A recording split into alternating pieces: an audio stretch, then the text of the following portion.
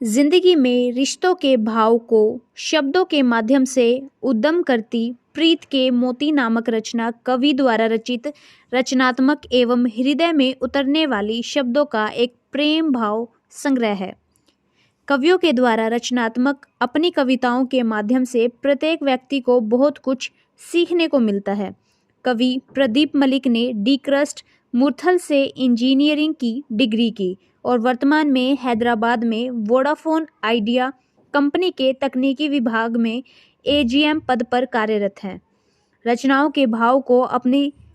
किताब के माध्यम से इस प्रकार प्रस्तुत किया जो प्रत्येक व्यक्ति को कविता के माध्यम से कुछ न कुछ अवश्य सिखाती है। उक्त विचारक कवि प्रदीप मलिक के द्वारा लिखी गई काव्य संग्रह प्रीत के मोती नामक किताब का विमोचन करने बतौर मुख्य अतिथि हरियाणा के प्रदेश कांग्रेस कमेटी के प्रदेश प्रवक्ता व समाजसेवी ओमवीर सिंह पहुंचे। उन्होंने इस किताब की प्रशंसा करते हुए बताया कि इस किताब में दर्शाए गए एक एक शब्द से पारिवारिक रिश्तों के मर्म को समझने में आसानी होती है और इसके साथ ही एक संदेश के माध्यम से अपनी संवेदना एवं समर्पण की भावना को व्यक्त किया गया है। जैसा कि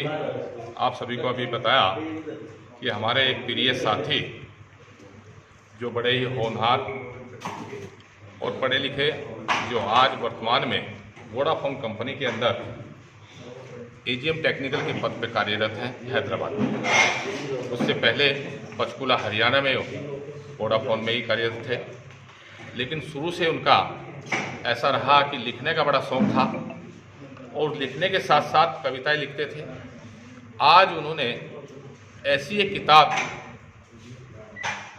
प्रकाशित की है जिसका नाम है प्रीत के मोती। और उस प्रीत के मोती किताब में उन्होंने एक एक चीज़ को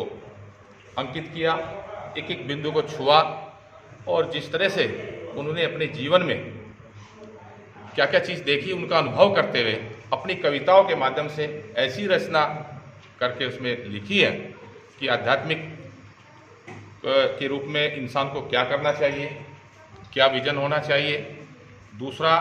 परिवार के तौर पे परिवार में किस तरह की स्थिति माँ बाप की होनी चाहिए, माँ बाप का कैसा व्यवहार होना चाहिए, बच्चों का कैसा व्यवहार होना चाहिए। सांसारिक तौर पे भी सभी चीज़ों को बिंदु को छूते हुए इस किताब को उन किताब में उसमें अंकित करके आज आप लोगों के सामने, इस जनता के सामने किताब का प्रकाशन करके